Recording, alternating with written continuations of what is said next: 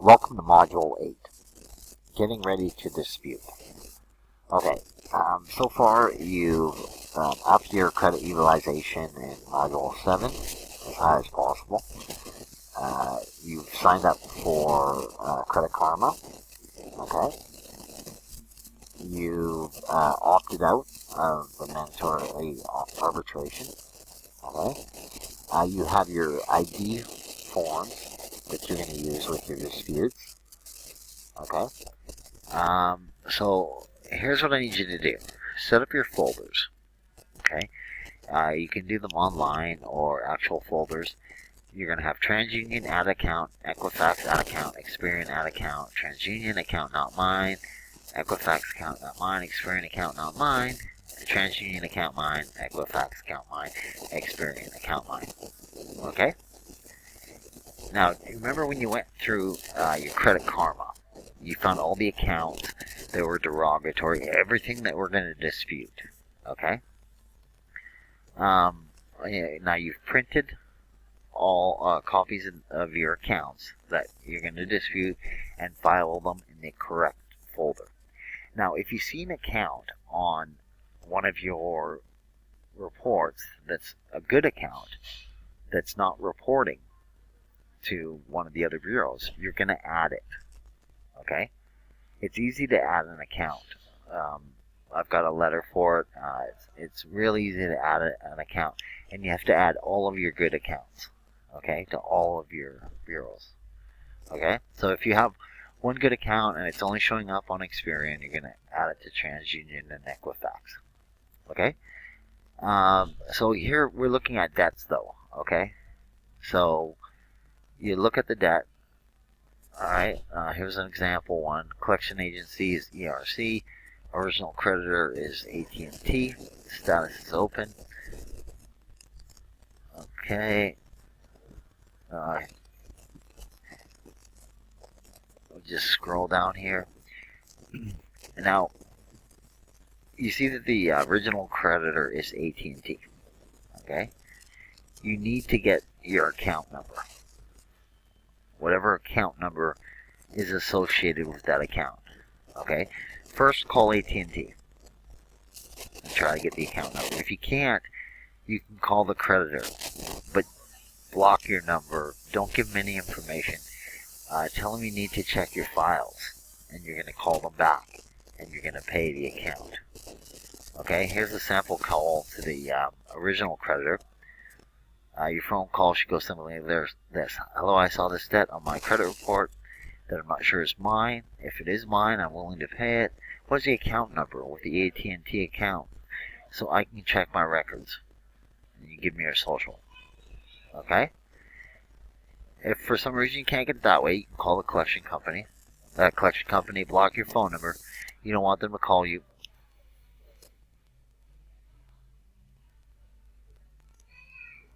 Okay, welcome to Module 8.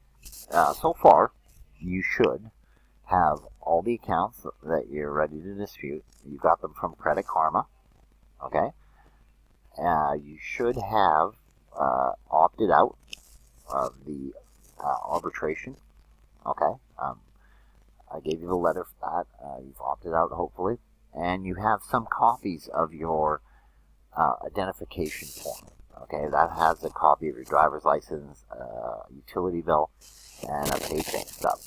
Okay, so because what the Bureau is going to try to do is say that it's not you. Okay, it's common practice. Okay, so you've got copies of your identification form that was in a different module. I'll show you it again later on in this one. And you've got access to your credit report, okay, through Credit Karma. So now you can monitor what's going on. And now you've printed off all the items that you're going to dispute. Okay? Now, I need you to set up folders. Okay? You got TransUnion, Equifax, and Experian. You've got add account, account not mine, account mine. Okay? Now, the add account is for accounts that are showing up only on one of the bureaus that's a good account. Okay? You're going to want to add any good account to all of your reports. Okay, so if it's only showing up, you've got a good account that's been paid, and it's only showing up in Equifax, you're going to add it to Experian and TransUnion. Okay, so that your score will jump with TransUnion and Experian because you have a good account. Okay, good accounts are pretty easy to add. Okay, I'll show you that later on in the letter. Now, okay, so you've printed off all the accounts on your report. Now, you need the account number. Okay, the way to get the account number, so here's an example that it's AT&T. Okay, and the collection agency is ERC. Now, first you're going to call AT&T. If it doesn't work, you're going to call the collection company. You're going to need the account number. Okay. Your phone call should go something like this. Hello, I saw this debt on my credit report that I'm not sure is mine. If it is mine, I'm willing to pay it. What is the account number from the AT&T account so I can check my records? My social is blah, blah, blah. Now, you don't want the account. Okay, well, with AT&T, obviously, they're only going to give you the account number for that account with AT&T. Okay, when you call the collection company, they're going to try to give you their account number. Okay, you don't want their account number. That's useless for you. Okay, you need the account number that the original debt is from AT&T. Okay, when you call the collection company, you can block your phone number because you don't want them calling you constantly. You have no intention of paying this debt, but here's how the phone call should go. Hello, I saw this debt on my credit report that I'm not sure is mine. If it is mine, I'm willing to pay it. What is the account number from the AT&T account so I can check my records? Many times they'll say your account number is not with AT&T anymore, it's with them. Don't take that for an answer. Okay? You can even call AT&T, and if they can't get you that account number, find out what their account, how many numbers are in their account numbers. Okay, so that when you do get an account number from the collection company, you're sure that it is an AT&T account number. Okay, well, make sure you write the account number on your debt page. Okay, when you print it off, the debt. So here's the original debt. It has no account number, so we're calling it, finding out the account number. Okay, that's the first step. So now you write it on top of the account, and you're putting that in your records. Okay. Okay, so now you've got the account number for all the accounts that we're disputing. Okay. You've created your folders. Okay, and you've printed all your debts with the original account numbers. Okay. This is an absolute must. You have to be organized here. Okay. So the folders, a quick review, are set up like this. Alright? Okay, now, never dispute things online. I have to say this again and again. Never dispute online. Okay? I'm going to give you 3 reasons why. Okay? Reason number 1, time. One important factor you have on your side when disputing errors in your credit report is time. By law, the credit bureaus have 30 days within receipt of that dispute to properly investigate your claim.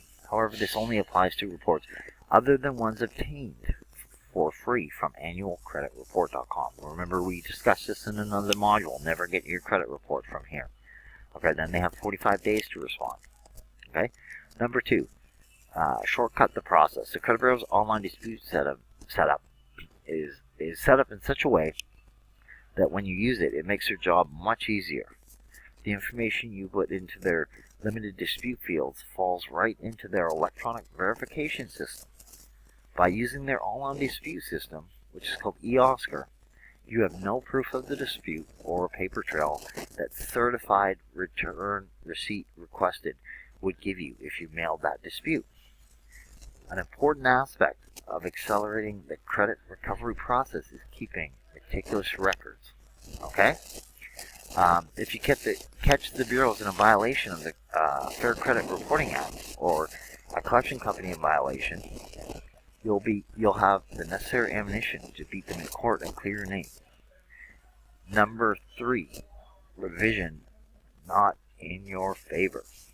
Okay, when the Fair Credit Reporting Act was revised, they put in it a section for expedited dispute resolution. Okay, section 611A8, also known as the online dispute system. Okay, if you read this section, you'll notice in paragraph 2 is the part that requires the CRA, that's the credit reporting agency, to forward your dispute and all related documentation you provide to the creditor or company furnishing the information to the Bureau. Paragraph 6 is the part that requires the CRA to provide you with the written results of the reinvestigation. And paragraph 7 is the part that requires the CRA to provide you with the method of verification on request by you, the consumer. Okay? So as you can see, by using the CRA's online dispute system, eOSCAR, which by the way stands for Electronic Online System for Complete and Accurate Reporting, that's a joke, you wouldn't receive a notice from the credit bureaus telling you that the information you dispute has been verified as accurate, which by receiving this notice is what allows you to request the method of verification. Okay? The credit bureau then must provide you with this information within 15 days of your request.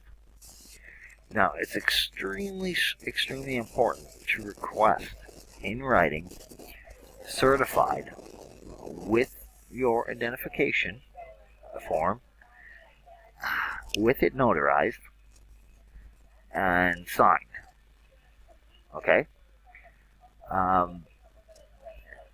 Okay, so even the FTC, okay, they're the governing body, okay, the government body, they are telling you to dispute in writing.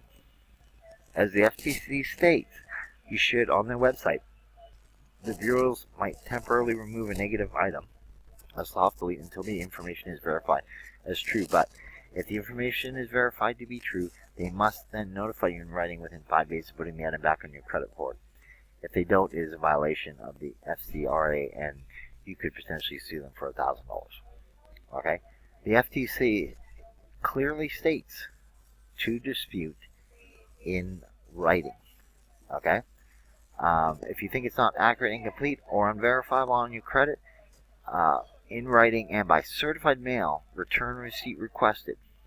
Okay? It's because you are protected as a consumer. And by disputing online electronically, you lose many of your rights under FCRA. Okay, that's why they make it so easy for you to dispute online, because you're gonna lose. Okay. Another thing I have to tell you right now, I know it's a lot of work, a lot more work, but you need to do the forms. You have to handwrite your dispute forms. Okay.